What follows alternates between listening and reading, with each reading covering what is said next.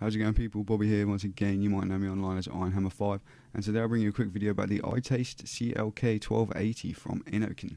And it's a small kind of ego style variable voltage battery, so let's open it up and get right to it. It comes in this lovely shiny kind of packaging, if I put it back on while I turn it around a little, it's very kind of like Apple-esque in a way, how you might have got like an iPod or something packaged in this hard plastic. I very much like the packaging. It's very nicely presented, and when we open it up we see that we have, of course, the battery itself. It has this little ring which I'll get back to in a minute, and if we put that to one side, we have the lanyard, and I'm sorry about those loud noises, I'm sure they're pretty loud next to the microphone. We have an itaste lanyard that we can attach it to using that ring that I just showed you, and then also we have a beauty ring for those of you who might want to use a 510 style device, 510 connection on this itaste device. And then when we pull this up, we also, hidden away in the back, have a nice little USB charger, because this is a USB charge device, not like other ego devices where you have to screw them in. We get a USB charger, and we get a little manual, and we get some Innokin stickers with the new Innokin logo on. So that's pretty cool. Lovely packaging. Let's get to the device itself, and let me tell you what I've been thinking of it so far. So first up, the styling of the itaste CLK. I got the white one. It's available in different colours, and they have slightly different designs on these bottom sections, and this pattern is slightly different depending on which colour you get, but they're all overall pretty much the same. It's variable voltage. On the ring at the bottom we can see it clicks, which is why the CLK is being called click by many people in the community. Maybe that is what it stands for, I'm not sure, but it clicks from various voltages, beginning at 3.5 volts and it goes up to 5 volts. That's the basic overall specs of it, I guess. It's got an ego connection, 510 connection, and a beauty ring and all that kind of stuff. The styling I very much like. I think it looks great. I love the white. I chose the white one, and I think it is awesome.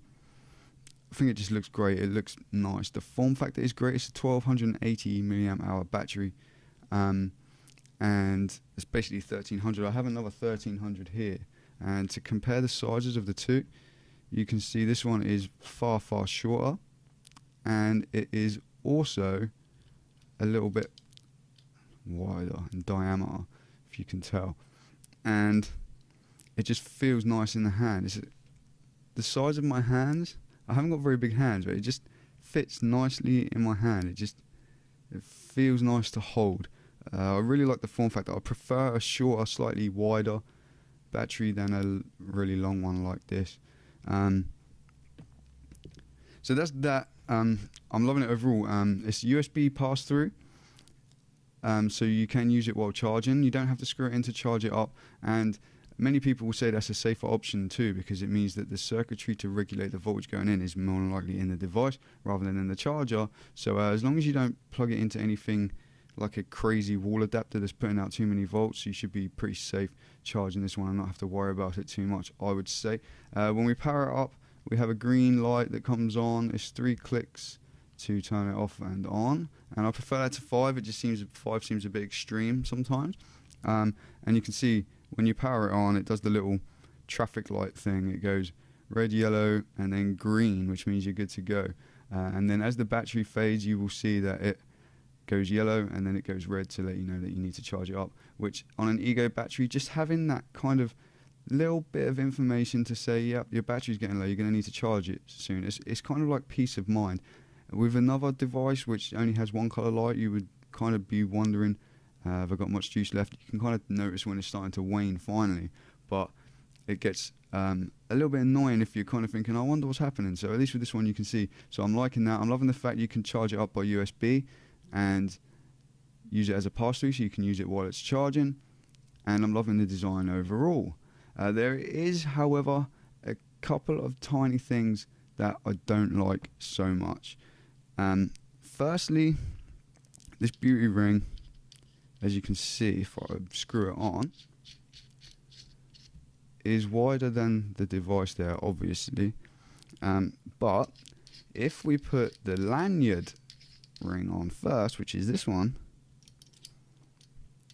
it matches in size, as you can see there. I won't screw it back on again. Oops. So that's great. Once you put that on, you can put both on. I'm never ever going to use the lanyard. So this goes on, and this little ring here is where you can attach the lanyard to it if you want to hang it around your neck. I'm never ever going to do that. It's not for me. It's going in my pocket. I'm not going to use a lanyard. I thought, hang on, I can. So firstly, I don't like the fact that it comes with this little rubber plug for the USB charger that goes in, and I'm going to lose it. I'm not so keen on the positioning of this USB socket either. I prefer it closer to the bottom, to be honest. If you want to stand it up and charge, despite having quite a low center of gravity, it still tips if you're trying to charge it while it's standing. If it was lower down, I don't think you'd have that problem. I think that would be better, and it's not kind of such in plain sight. I don't like the rubber plug. I thought there must be a better alternative to using one of these rubber things to cover it up, because you really don't want to be getting all dust and stuff inside there. And the USB connection is set back a little bit, so it looks like there is a gap in there to get a little bit of dust and whatever build up inside. So I'm going to lose the black thing. That's inevitable. So I finally saw this ring, and I thought, I can just put that over. It will keep it covered. It looks much tidier. You can't see that there's a USB socket there.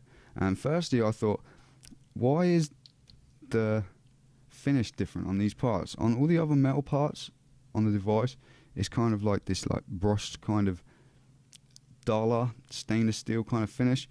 This ring is all chromed and shiny, and it looks a little bit out of place. That was the first thing. And then I put it on, and I noticed that it wiggles a little once it's on. And I thought maybe once you screw something down on top of it, it won't wiggle anymore. But it does. Not quite so much, but it does. And particularly if you screw a clearomizer on top, which isn't as wide as this beauty ring, which is slightly smaller, it will still rattle even worse than it does with the beauty ring on. So that's a little bit annoying. I was thinking I'll just put this ring on to cover the USB port and keep the dust out, and then I was going to unscrew this little lanyard part which sticks out, and then I was thinking maybe I can just use it like that, and the chrome kind of put me off the start because it doesn't match, and then the fact that it rattles put me off even more, so I won't be using it like that after all. I'll just be using it like this, and I'm just going to have to try and hang on to this little black rubber plug as long as I possibly can. So that was the only real niggle that I had with it. One other thing that I noticed was that the light, when you press it, it kind of slowly comes on, and then when you let go, it slowly fades away. That concerned me at first before I'd attached anything to it, because I thought that perhaps it might still be firing while that light is fading away. However, once I'd attached something to it and fired it up, I could tell if I let it crackle a little and then let go, it just the crackling stopped straight away. I could tell that it's just cutting it straight off, and which is where I'll come to the performance of this device itself. And compared to another variable voltage device such as this one that I have, which is also variable voltage on the bottom, this one goes to 5 volts. The other, the Orbit that I have here only goes to 4.8. So the Innokin goes slightly higher. But what I've noticed is even when you set them both to the same voltage and take a vape off them, the itaste just delivers a completely different vapor, even using the same tank on the same voltage on the batteries, on the 2 different batteries. Even when they're both fully charged, this one performs better. I don't know what it is, whether it delivers the power faster. It doesn't take so long to get up to the power that you've set it to. I'm not sure. I don't have anything that I can test the voltages with to kind of see what happens. But it performs absolutely amazing. I'm really, really pleased with the vape that I'm getting off the Aspire BVC coils with this particular battery. The vape off the BVC coils was great before on the other variable voltage that I had, but on this one it performs even better at the same voltage, and I've also got the option now to crank it up to 5 volts if I want to, which I have done at times. It's a lovely vape. Even on 3.5 it delivers a nice vape on those coils. So I'm very pleased with the performance of it overall. I wish the USB battery was in a slightly different, the USB charger, sorry, was in a slightly different place. And I wish this ring matched and wasn't so chromy and shiny. And aside from that, I'm absolutely loving it. One other thing is the finish on these kind of notched out parts here is a little bit rough when you feel it. It's not very smooth. It would be nice if it was kind of embedded into where the white is, like it wasn't raised at all, but it is raised ever so slightly. But overall, I'm like super impressed with this particular little battery. It's putting out a lot of power for what it seems. It's putting it out fast from what it seems. Like I say, I can't test it. I can't test the actual voltages or anything. I think personally it looks great. I think it looks lovely. Battery indicator is super handy to have. If you're looking for a variable voltage twist style Ego battery that clicks so nicely when you turn it, this is definitely one that you should probably take a look at. It's about 30 odd pounds, I think, here in the UK. I got this one very kindly from a Reddit user who is actually local to me. He lives in the same town. He helped with the Innokin subreddit, and he got a bunch of stuff from them, and I managed to get this off him. And so I was glad to get a hold of that. He did me a good deal on it. But it's about 30 odd pounds, so it's quite pricey compared to some of the other like basic Ego spinners. But for 1300 milliamp hours, it's going to last you a while. It's bigger than some of the others, which are 900 or 1100. It seems to be putting out power like really, really well. It seems like itaste are just delivering power and everything. Like their devices seem to be very well rated at the moment, and people are impressed with them. And I'm impressed with this one. So thanks for watching, guys. Don't forget to subscribe if you want to see some more vaping videos as I continue this journey into vaping and not smoking. It's been 3 weeks now, which is awesome. You can find me now on Twitter as well. If you go to twitter.com/ihvapevideos, I'm tweeting vape and stuff there. And of course, I'm at IronHammer5 on Twitter too.